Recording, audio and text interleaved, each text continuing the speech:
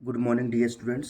आई doctor Satish Mewada. आज हम लोग डिस्कस करेंगे अकाउंटिंग एक चैप्टर कॉस्ट अकाउंटिंग पे।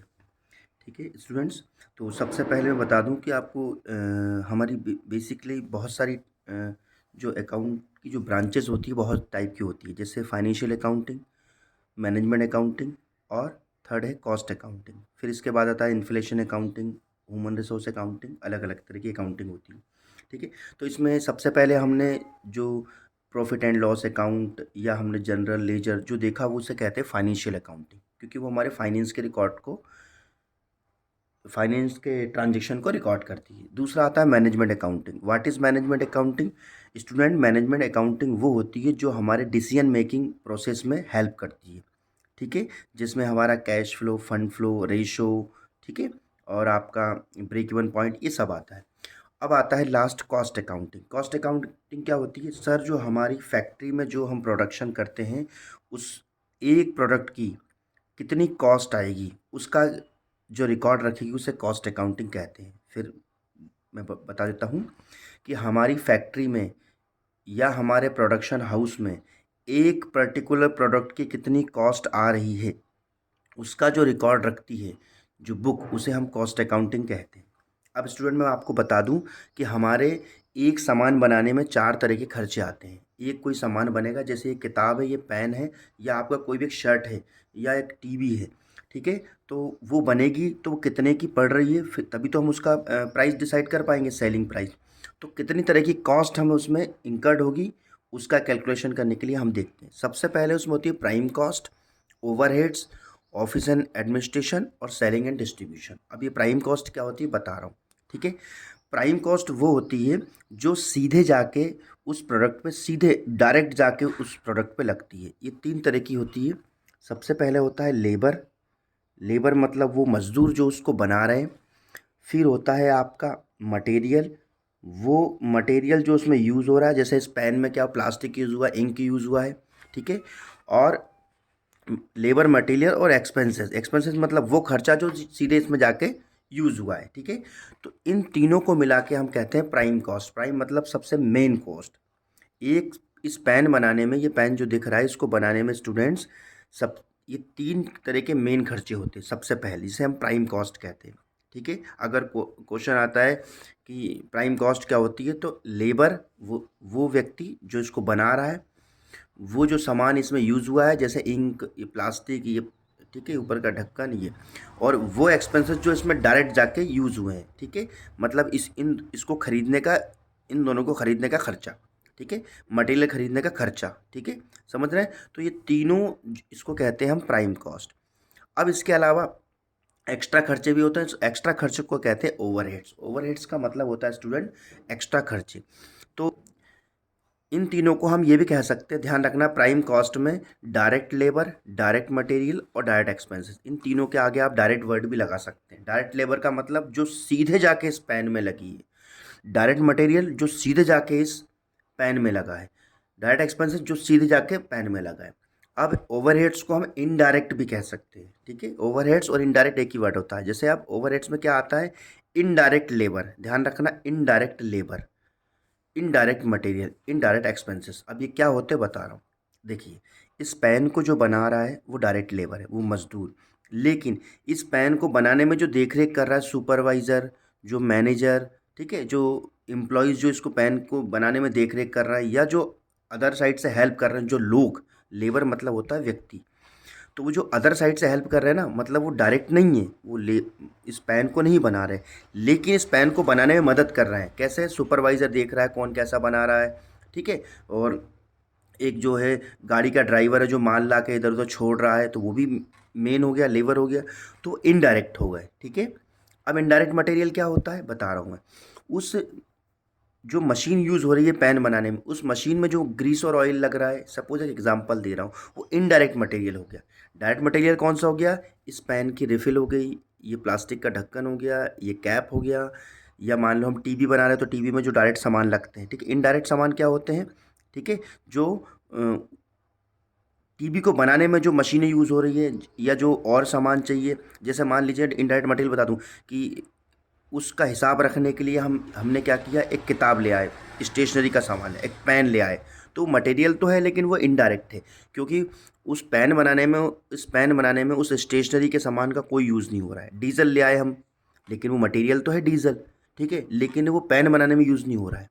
ठीक है, वो काय में हो रहा है, उस पेन को बेचने बेचने में, ट्रक में डल रहा है। ठीक है, तो इनडायरेक्ट मटेरियल, इनडायरेक्ट एक्सपेंसेस क्या होते हैं, इसके अलावा, इन तीनों के अलावा जो एक्सपेंसेस यूज़ होते हैं, ठीक है, उसे हम कहते हैं इनडायरेक्ट एक्सपेंसेस। तो ध्यान रखना, direct labour, direct material, direct expenses, इन तीनों को हम बोलते हैं प्राइम कॉस्ट। इन तीनों को हम बोलते हैं प्राइम कॉस्ट। ठीक है, इसके बाद आता है ओवरहेड्स। ओवरहेड्स में क्या आते हैं, इनडायरेक्ट लेबर, इनडायरेक्ट मटेरियल और इनडायरेक्ट एक्सपेंसेस। ठीक है, अब आता है हमारा अगला, तीसरा जो खर्चा आता है एक सामान बनाने में, वो आता है ऑफिस एंड एडमिनिस्ट्रेशन एक्सपेंसेस। ठीक है, अब इसके बाद क्या होगा, हमने यहाँ से सामान बना लिया, ऊपर ऊपर के खर्चे कर दिए। इसके बाद क्या होगा कि ऑफिस में, इस जहाँ से ये सेल होगा उस ऑफिस में भी खर्चे होंगे, जैसे सैलरी देना, ठीक है, रेंट देना, ब्याज भरना बैंक का, इसे कहते हैं ऑफिस एंड एडमिनिस्ट्रेशन एक्सपेंसेस। ठीक है, अंडरस्टैंड। तो इसको हम ऐड करेंगे। सबसे पहले प्राइम कॉस्ट, ये तीनों से बनती है, ओवरहेड्स, फिर आता है ऑफिस एंड एडमिनिस्ट्रेशन। ये खर्चे कौन से होते हैं, एम्प्लॉय की सैलरी देना, बैंक का ब्याज देना, दुकान का किराया देना, ठीक है, स्टेशनरी का खर्चा, ये सब आता है ऑफिस और एडमिनिस्ट्रेशन। फिर चौथा खर्चा आता है इस एक सामान बनाने में, selling and distribution. Selling and distribution मतलब हमने क्या करा, ऑफिस से अब सेल करने गए मार्केट में, तो क्या खर्चा होगा, एडवर्टाइजमेंट का खर्चा होगा। ठीक है, उसको सामान को दुकान से कस्टमर तक पहुंचाने के लिए कौन सा खर्चा होगा, कि भाई कोई ट्रक यूज़ होगा, कोई साधन यूज़ होगा। ठीक है, और भी खर्चे होंगे जिसे कहते हैं सेलिंग एंड डिस्ट्रीब्यूशन। इन चारों को मिला के हम कहते हैं कॉस्ट शीट, या एक वस्तु में लगने वाले खर्चे। इन चारों को ऐड करने के बाद ही, ठीक है, जैसे मैं कहता हूँ ये तीनों का खर्चा 5 रुपये है, ठीक है, इस पेन को, ये तीनों डायरेक्ट मटेरियल, डायरेक्ट लेबर 5 रुपये है, ओवरहेड्स 3 रुपये यूज़ हुए, ऑफिस में 2 रुपये यूज़ हुए, और सेलिंग डिस्ट्रीब्यूशन में 2 हुए, तो इस पेन की कीमत कितनी आ गई, 5, 3, 8, 2, 10, 2, 12 रुपये। 12 रुपये इसकी आ गई है टोटल कॉस्ट। ठीक है, 12 रुपये। अब इसमें हमने अपना प्रॉफिट जोड़ देते 3 रुपये, तो ये हो गया 12 और 3, 15 सेलिंग प्राइस। इस पेन का सेलिंग प्राइस 15 रुपये। क्यों, क्योंकि 12 रुपये हमारी कॉस्ट आई, 3 रुपये हमारा प्रॉफिट, इजिकल टू 15। अब यहाँ से फिर समझिए इस प्राइम कॉस्ट, ठीक है, इस प्राइम कॉस्ट को हम कहते हैं, प्राइम कॉस्ट जब एक सामान में लग जाती है, ठीक है, प्राइम कॉस्ट और ओवरहेड्स दोनों एक पैन में जुड़ गए, तो इन दोनों को जोड़ने के बाद हमारे आती है फैक्ट्री कॉस्ट। फैक्ट्री कॉस्ट मतलब एक फैक्ट्री में इस पैन की कितना खर्चा आया। ठीक है, प्राइम कॉस्ट और ओवरहेड्स को जोड़ के हम फैक्ट्री कॉस्ट निकालते हैं। इसमें अगर हम ऑफिस और एडमिनिस्ट्रेशन जोड़ दें तो कॉस्ट ऑफ प्रोडक्शन आ जाता है, मतलब इस कॉस्ट ऑफ प्रोडक्शन। अगर ये चारों जोड़ दें तो बोलते हैं टोटल कॉस्ट। ठीक है, जैसे मैंने ये जोड़ा ना, ये चारों जोड़ दी, 12 रुपये, तो ये टोटल कॉस्ट होगी। ठीक है, तो ये हमारा कॉस्ट शीट था, एक सामान बनाने में कितना खर्चा आएगा। ठीक है, तो हम इसके थ्रू निकालते हैं, एक सामान बनाने में, एक पेन बनाने में, एक कार बनाने में और एक टीवी बनाने में हमें 4 तरह के खर्चे इंकर्ड होते हैं।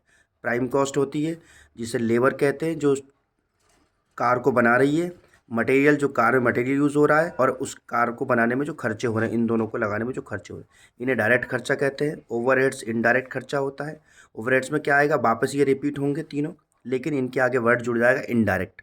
इनडायरेक्ट लेबर मतलब वो सुपरवाइज़र की सैलरी, इनडायरेक्ट मटेरियल मशीन का ग्रीस ऑयल, इनडायरेक्ट एक्सपेंसेस मतलब जो खर्चे हो रहे हैं वहाँ पे स्टेशनरी के।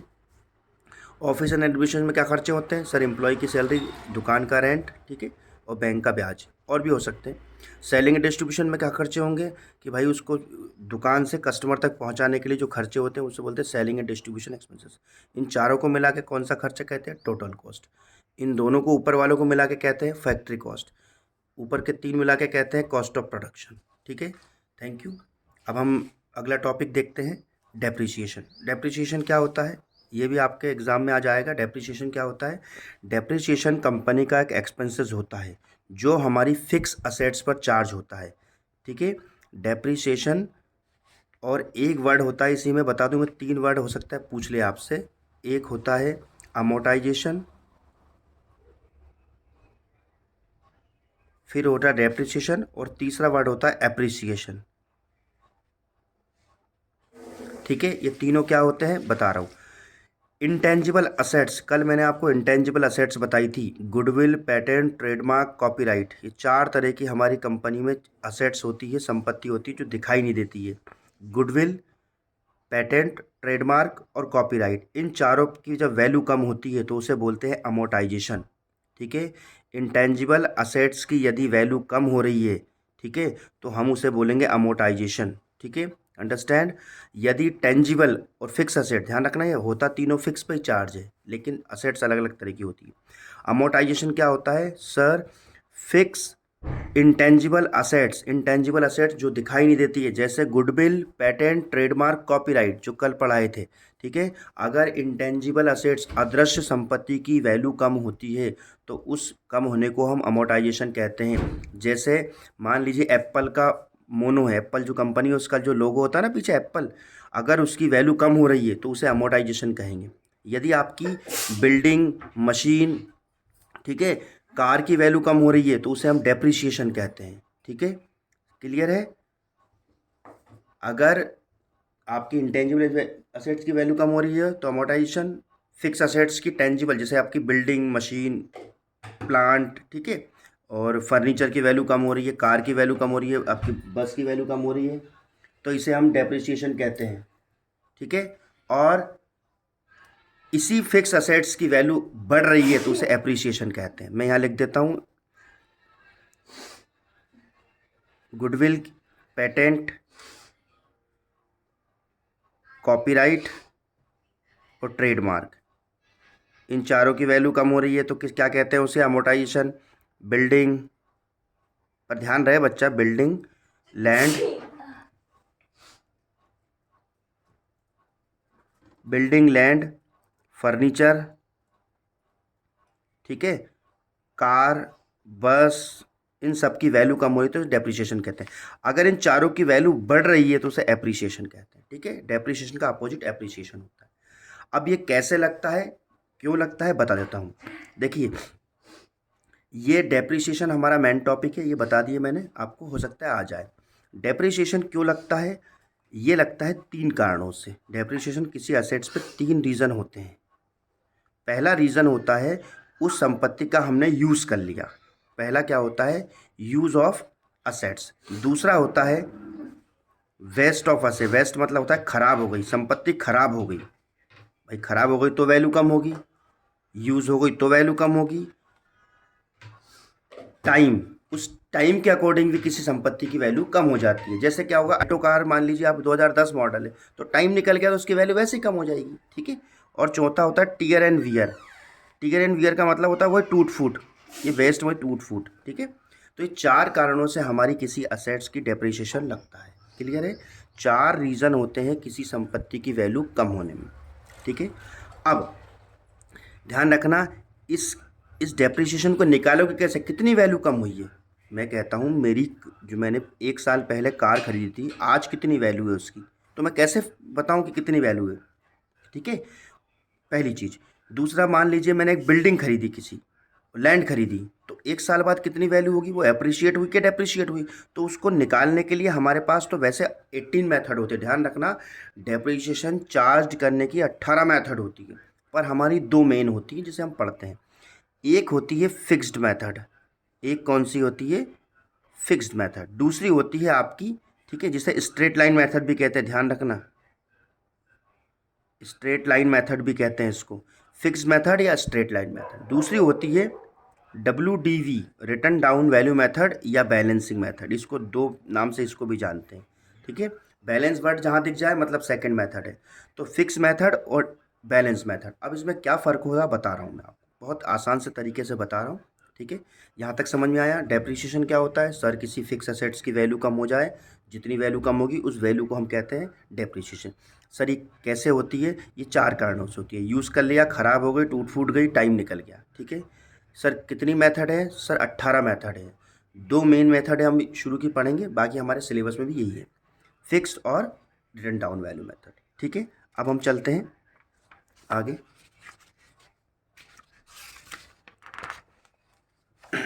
थोड़ा सा इसको रफ कर लूँ मैं स्टूडेंट्स।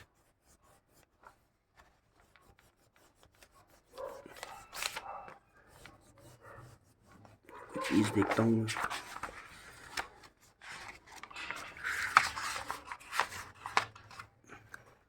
ये मिल गया मुझे 3 पेज। चलिए स्टूडेंट, 2 मेथडें होती है। एक होती है फिक्स्ड मेथड, डेप्रिसिएशन की टोटल कितनी 18 होती है, लेकिन हमको कितनी पढ़ेंगे 2। फिक्स्ड या इसे स्ट्रेट लाइन भी कहते हैं, सीधी रेखा। दूसरी होती है बैलेंस मेथड। दूसरी कौन सी होती है? Balance method. अब ये क्या फ़र्क होता है दोनों में बता रहा हूँ। इन दोनों पे हम ये 2 फार्मूले हमारे होते हैं, 2 फार्मूले हमारे डेप्रिसिएशन लगाने के होते हैं। ये दोनों यहाँ भी काम करेंगे, ये दोनों यहाँ भी काम करेंगे। पहला फार्मूला होता है depreciation is equal to amount of assets. यहाँ पे उस संपत्ति की वैल्यू लिखेंगे, ठीक है। इसमें से हम स्क्रैप वैल्यू माइनस कर देंगे और उसकी जितनी लाइफ होगी उससे डिवाइड करेंगे, नंबर ऑफ ईयर लाइफ। उस संपत्ति की जितनी जितनी लाइफ होगी उससे डिवाइड कर देंगे, ठीक है। मतलब यहाँ पे उस संपत्ति का वैल्यू लिखेंगे। स्क्रैप वैल्यू का मतलब क्या होता है? लास्ट में कबाड़े में कितने में बिकेगी। स्क्रैप वैल्यू का मतलब क्या होता है स्टूडेंट? लास्ट में कबाड़े में कितने में बिकेगी, ठीक है। तो देखिए, अब पहला फार्मूला है amount of assets, scrap value मतलब कबाड़े की कीमत, वो लास्ट में कितने में जाएगी, जैसे बोलते हैं ना कि भाई भंगार में कितने में जाएगी, सिंपल सी बात है। और नंबर ऑफ कितने साल वो संपत्ति चलेगी, पहला फार्मूला। दूसरा मैं यहाँ लिख देता हूँ इसकी जगह, depreciation is equal to amount of assets, उस संपत्ति की value, multiply 100 divide by rate. किस रेट से लगा रहे हैं? 10% वैल्यू कम हो रही है हर साल, 20% हो रही है। ध्यान रखना ये सब आपके क्वेश्चन में दिया रहेगा, ठीक है। अब मैं एक हल्का सा एग्जांपल लेके आपको समझाता हूँ। मैं कहता हूँ एक मेरा फर्नीचर है, मैंने 1 लाख रुपए का लिया था। असेट्स अमाउंट कितने का लिया था स्टूडेंट? एक फर्नीचर मैंने 1 लाख रुपए का लिया, ठीक है। उसकी 10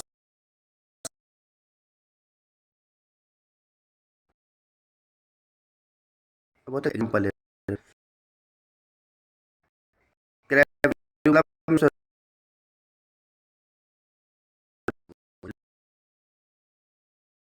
सिस्टम, ठीक है। सबसे पहले क्या आया है? उस असेट्स की वैल्यू 1 लाख रुपए है। उस मतलब असेट्स का मैं नाम बताता हूँ, फर्नीचर। असेट्स कितने साल चलेगी? फर्नीचर सर 10 साल चलेगा और लास्ट में 5,000 कबाड़े में बिक जाएगा। अब आप खुद ही बता सकते हैं कि दोनों में से फॉर्मूला कौन सा यूज़ हो। देखिए, यहाँ पे लाइफ भी दे रखा है, स्क्रैप वैल्यू भी दे रखा है, असेट्स का अमाउंट भी देखा है, तो इसका मतलब ये वाला फार्मूला लगेगा। एक क्वेश्चन और देता हूँ, ये नंबर 1 क्वेश्चन, ये नंबर 2 क्वेश्चन, ठीक है।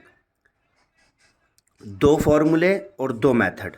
2 फॉर्मूले कौन सा लगाना है आपको क्वेश्चन पढ़ के समझ में आ जाएगा। जैसे जिस क्वेश्चन में आपको स्क्रैप वैल्यू, उसकी लाइफ दी रहे, तब नंबर 1 फार्मूला लगाओगे। जिस क्वेश्चन में रेट दिया रहे कि 10%, 20%, 30% रेट दिया रहे, तो ये वाला फार्मूला लगाओ। हाँ, इन दोनों में से वो क्लियर कर देगा मेथड कौन सी यूज़ होगी। अब ये दोनों मेथड क्या होती है बता रहा हूँ आपको। ये समझ में आया फार्मूला कौन सा? मैं दूसरा एक और क्वेश्चन दे देता हूँ, ठीक है। मैंने दूसरा क्वेश्चन दिया है कि अमाउंट ऑफ मशीन, एक मशीन जो है मैंने 50,000 रुपये की खरीदी, ठीक है। रेट ऑफ डेप्रिसिएशन जो है उस पर हर साल 10% चार्ज होगा। और ध्यान रखना डेप्रिसिएशन साल भर में एक बार लगता है, रोज़ रोज़ हर घंटे हर महीने नहीं लगता, साल में एक बार, जो उसका ईयर की लास्ट डेट को, ठीक है। तो देखिए,